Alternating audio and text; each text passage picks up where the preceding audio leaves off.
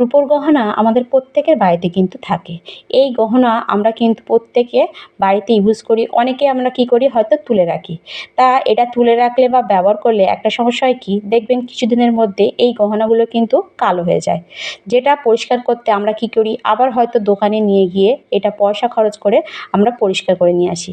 তা আজকে আমি আপনাদের দেখাবো রূপোর যে কোনো গহনা আপনারা কিন্তু কোনো রকম দোকানে না নিয়ে, পয়সা খরচ না করে ঘরেতে বসেই কিন্তু একেবারে নতুনের মতো চকচকে ঝকঝকে করে নিতে পারবেন। যে কোনো গয়না, হাতের বলুন, পায়ের, গলার যে কোনো গয়না আপনারা কিন্তু 2 মিনিটের মধ্যে বাড়িতে থাকা সামান্য একটা জিনিস দিয়ে এটা কিন্তু একদম নতুনের মতো চকচকে ঝকঝকে হয়ে যাবে, কোনো রকম ঝামেলা ছাড়া বা কোনো রকম পয়সা খরচ ছাড়া। তা চলুন দেখে নেওয়া যাক এটা আপনারা কীভাবে করবেন। তা দেখুন এখানে কিন্তু আমি কিছুটা রূপোর গহনা কিন্তু নিয়ে নিয়েছি। তা এর থেকে কালো ময়লা রূপোর গহনাও কিন্তু আপনারা এই একই পদ্ধতিতে পরিষ্কার করবেন। করলে দেখবেন খুব সুন্দরভাবে কিন্তু পরিষ্কার হয়ে যাবে। তা এরপর আপনারা নিয়ে নেবেন একটা পাত্র, আর পাত্রতে আপনারা গহনাগুলো এভাবে নিয়ে নেবেন। নিয়ে তারপর আপনারা নিয়ে নেবেন কলগেট। কলগেট কিন্তু আমাদের প্রত্যেকের বাড়িতে থাকে। এটা কিন্তু আমরা প্রত্যেকে দাঁত মাজার জন্য ইউজ করি।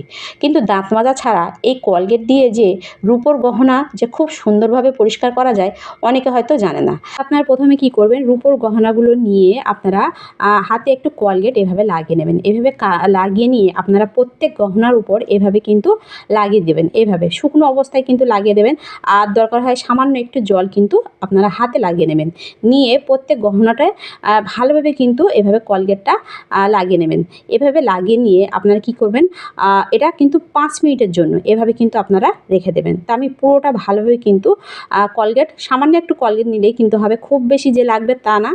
সামান্য একটু কলগেট এভাবে আপনারা ভালোভাবে কিন্তু রূপোর গহনাতে রেখে মানে লাগিয়ে দিয়ে এটা আপনারা 5 মিনিটের জন্য এভাবে ছেড়ে দেবেন।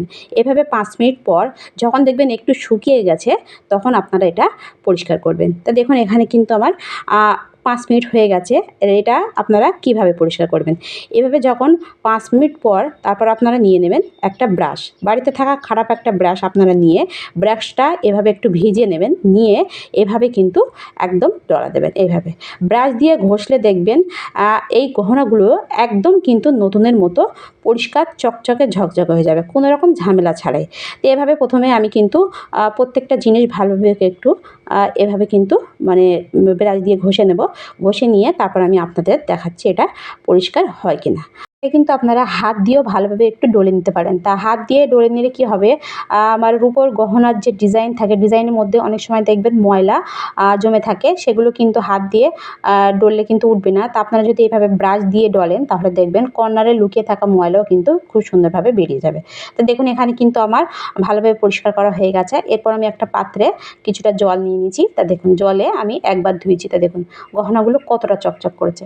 তো এরপর আমি আবারও একটু জল নিয়ে ভালোভাবে কিন্তু পরিষ্কার জলে এটা ধুয়ে নেব। তো এভাবে আপনারা কিন্তু কোনো রকম পয়সা খরচ ছাড়া বা কোনো রকম ঝামেলা ছাড়া কিন্তু সামান্য একটু কলগেট দিয়ে আপনারা রূপোর গহনা কিন্তু বাড়িতে বসেই কিন্তু একেবারে নতুনের মতো চকচকে ঝকঝকে করে নিতে পারেন। তা দেখুন গহনাগুলো কতটা পরিষ্কার হয়েছে। এখানে কিন্তু আমি শুধু কলগেট দিয়েই পরিষ্কার করেছি, অন্য কোনো কিছুই কিন্তু এখানে আমি দিইনি। তা দেখুন, তা আপনারাও সামান্য একটু কলগেট দিয়ে কিন্তু রূপোর গহনা এভাবে পরিষ্কার করে নিতে পারেন। তা ভিডিওটি এ পর্যন্ত, ভালো লাগলে লাইক, কমেন্ট, শেয়ার করতে ভুলবেন না। আর সাবস্ক্রাইব করে অবশ্যই আমার পাশে থাকবেন। দেখা হবে নেক্সট ভিডিওয়ে। বাই।